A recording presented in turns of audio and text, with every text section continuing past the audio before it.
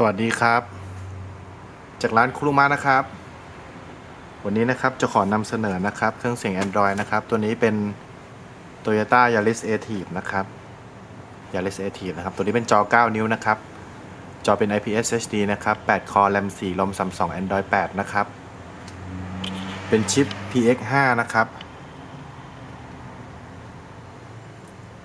เป็นชิป PX5 นะครับ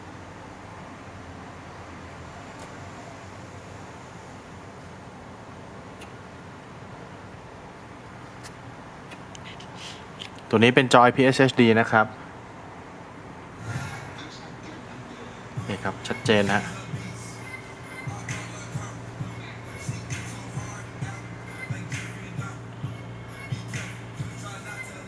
กระจกกันรอย 2.5 ดีการ์ดนะครับ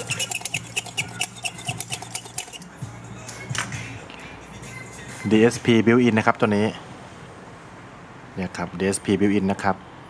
ปรับตั้ง Time Alignment ได้นะครับเมนูเป็น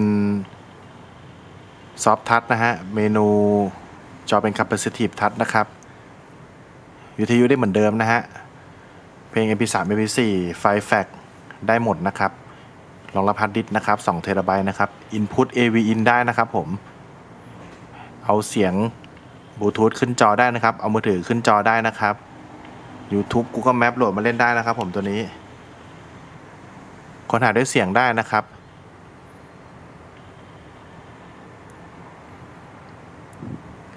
ตลก6 ฉากสามารถค้นหาด้วยเสียงได้นะครับครบถ้วนเลยนะฮะ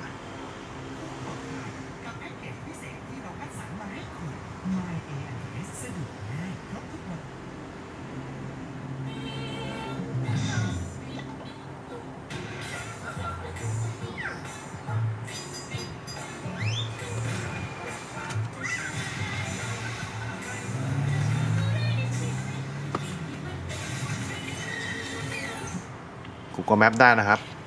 สั่งงานด้วยเสียงได้นะครับโลตัสพาสศรีนครินทร์เนี่ยครับสุดยอดเลยนะฮะแบ่ง2 หน้าจอได้นะครับตัวนี้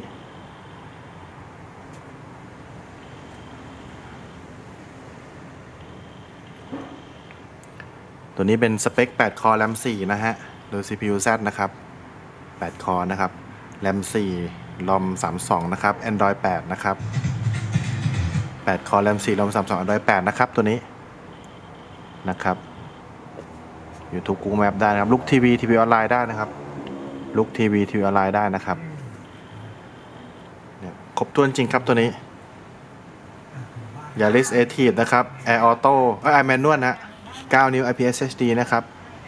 กระจกกันรอย 2.5 ดีการ์ดนะครับพร้อม DSP built-in นะครับตัวนี้เป็นชิป PX5 นะครับ8 คอ RAM 4 ROM 32 Android 8 นะครับจากร้านคุรุมะนะครับkurumamotor.com นะครับthaicar.com นะครับ0898999489ครับขอบคุณที่รับชมนะครับสวัสดีครับ